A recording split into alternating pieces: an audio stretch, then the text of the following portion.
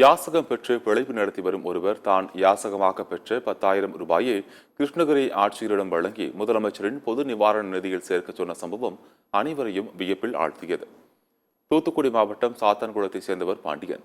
இவர் கடந்த 2010ஆம் ஆண்டு முதல் இந்தியாவின் பல்வேறு பகுதிகளில் யாசகம் பெற்று பிழைப்பு நடத்தி வரும் இவர் தான் யாசகமாக பெறும் பணத்தை ஒவ்வொரு ஆண்டும் தமிழக முதலமைச்சரின் பொது நிவாரண நிதிக்கு வழங்குவதை வழக்கமாக கொண்டுள்ளார். இந்த நிலையில் கடந்த ஒரு ஆண்டாக பெங்களூருவில் யாசகம் பெற்று வந்த பாண்டியன் அங்கிருந்து இன்று கிருஷ்ணகிரி மாவட்ட ஆட்சியர் அலுவலகத்திற்கு வந்தார். தான் யாசகம் பெற்ற 10,000 ரூபாயை கிருஷ்ணகிரி மாவட்ட ஆட்சியரிடம் வழங்க உள்ளதாக அதிகாரியிடம் தெரிவித்துள்ளார்.